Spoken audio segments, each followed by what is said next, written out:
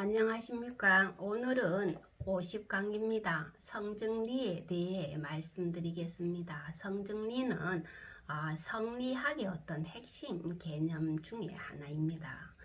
성정리란 인간의 본성이 곧 이치라는 말입니다. 여기에서 이치라는 개념은 우주의 질서이며 동시에 가치의 근원이기 때문에 절대적인 선을 의미합니다. 그러므로 성정리라는 말은 성 이꼴 리를 말하는 것으로서 그 본질이 같기 때문에 결국 인간의 본성이 선하다는 말입니다.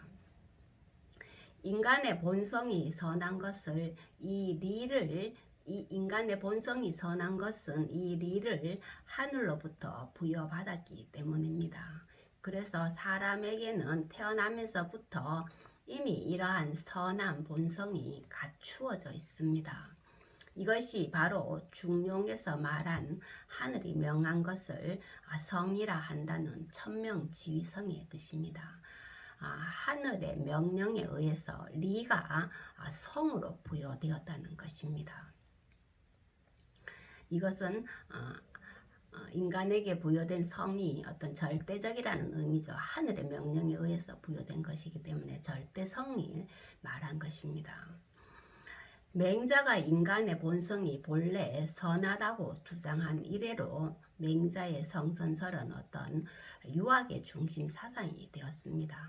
그러나 맹자 이후 모든 시대 또는 모든 유학자들이 이 이론에 동의한 것은 아니었습니다. 예를 들어 순자는 인간의 본성이 악하다는 성악설을 주장하였습니다. 또한 한나라 동중서는 인간의 본성에 상중하의 세 등급이 있다는 성삼품설을 주장하기도 하였습니다. 그 외에도 양웅의 성에는 선도 있고 악도 있다. 선, 악, 혼설, 성에는 선도 있고 악도 있다.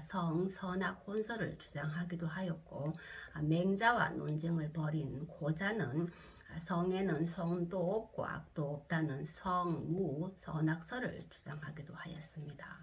이처럼 많은 학자들이 인간의 성에 대해 여러 주장을 제기하였지만서도 송대의 학자들이 나오기 전까지는 이들의 인성에 대한 해석이 철학의 중요한 어떤 주제가 되지 못하였습니다.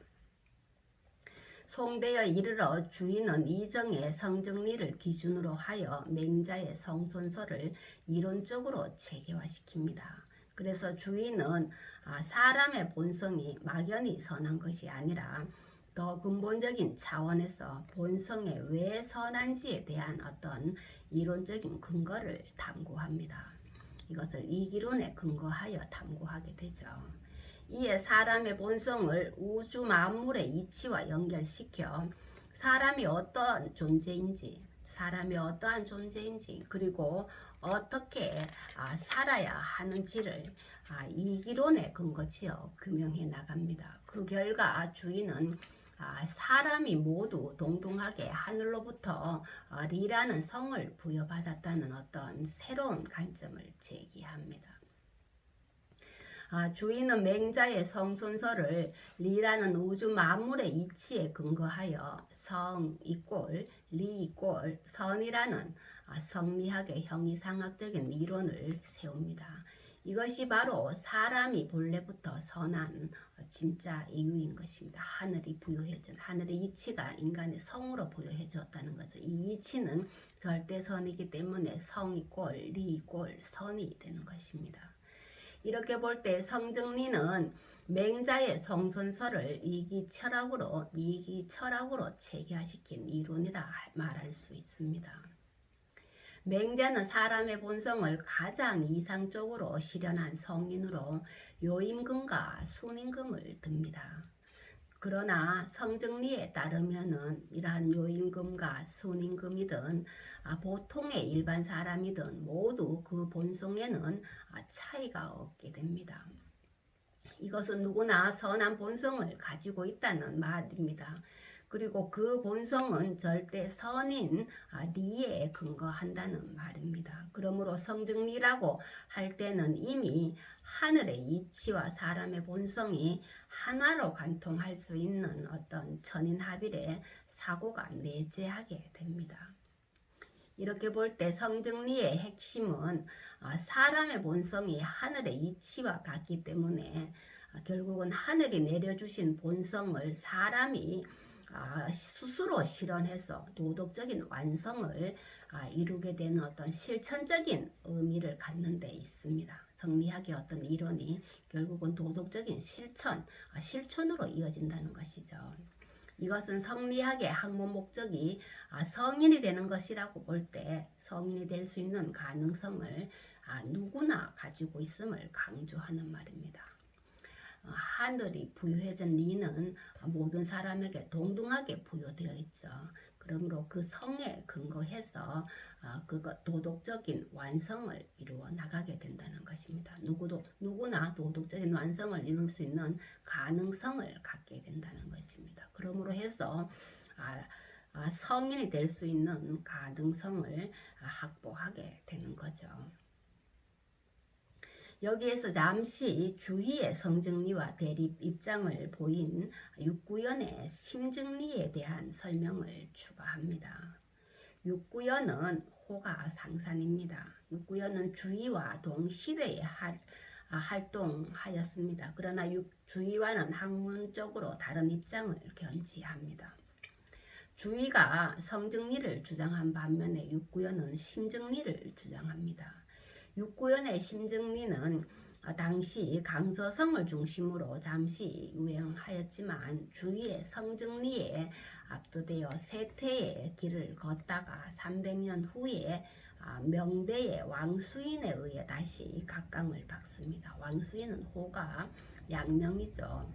그렇다면 심증리란 무엇을 말하는가? 성증리와는 어떻게 다른가? 둘의 차이는 무엇인지 살펴보겠습니다.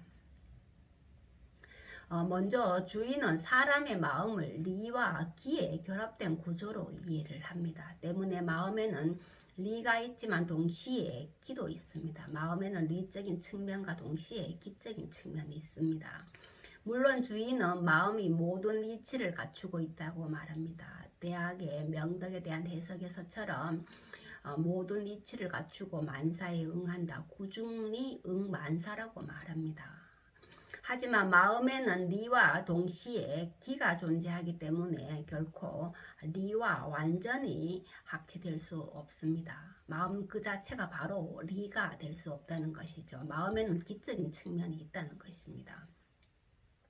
따라서 주인은 마음을 리와 엄격히 구분하여 성증리라는 명제만을 인정합니다. 그러나 육구연은 사람의 마음을 그대로 리와 일치시켜 이해를 합니다. 그래서 심증리가 됩니다. 육구연은 하늘이 나에게 부여해 준 것이 바로 이 마음이다 라고 말합니다. 반대로 이제 주인은 하늘이 부여해 준 것은 성이 되는 거죠. 마음과 성을 구분합니다.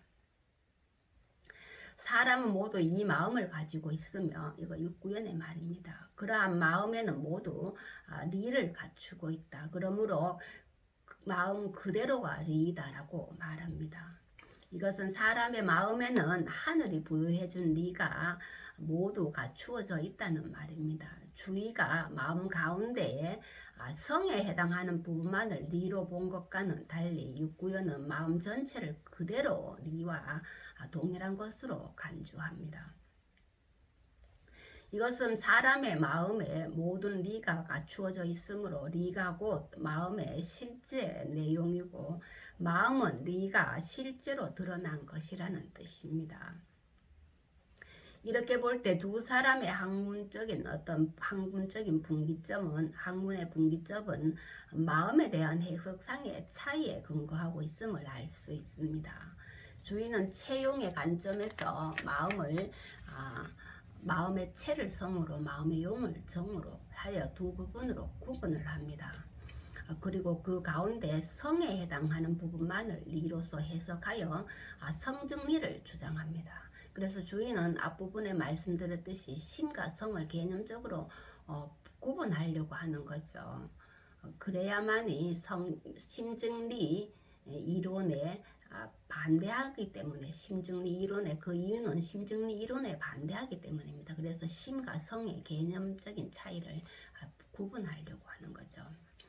반면에 육구연은 마음 전체를 리로 해석하여 심증리를 주장합니다.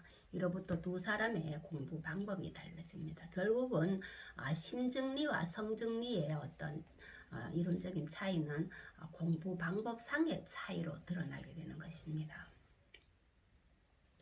육구연과 같이 마음 자체가 곧 리라고 하면은 사람은 타고난 본래의 마음을 밝히고 이 마음을 확충해 나가는 공부만으로 충분합니다. 심이 곧 리이기 때문이죠. 때문에 주의와 같이 외부 사물의 이치를 탐구해 나가는 경물궁리의 공부는 별 의미가 없게 됩니다. 오히려 이러한 경물궁리의 공부가 어떤 잡다한 외부 사물에 미혹되어 가장 중요한 마음의 리를 구하는 어떤 사실을 잊게 한다는 거죠. 사실조차 잊어버릴지도 모른다고 이렇게 비판합니다. 이러한 주의의 경물궁리의 공부가 마음의 리를 구하는 어떤 그러한 사실을 잊게 만든다는 것입니다. 그래서 육구연은 마음 밖의 사물에 나아가서 리를 궁구하는 어떤 주의의 경물궁리에 반대합니다. 사람의 타고난 본래 마음을 잘 깨닫기만 하면 되는 것이지 독서와 강학과 같은 외부 세계에 대한 어떤 공부는 필요 없다는 것입니다.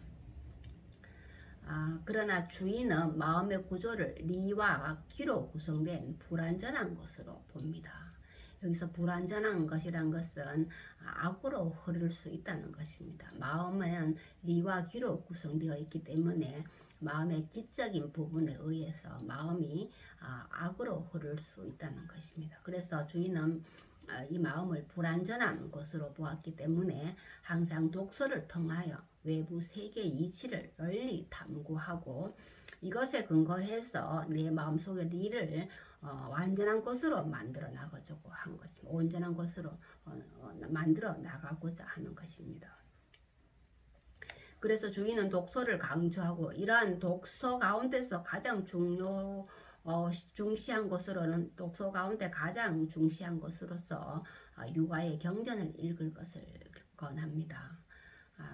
육아 경전은 사서 오경이죠. 이로써 주인은 사서 오경에 대한 자세한 주석을 썼던 것입니다. 그래서 주인은 사서 오경을 중시하는데 이에 비해 육구연은 육경은 모두 나의 추각에 불과하다고 해서 육경의 의미를 약화시키죠. 크게 불필요한 것으로 이제 이렇게 해석을 합니다.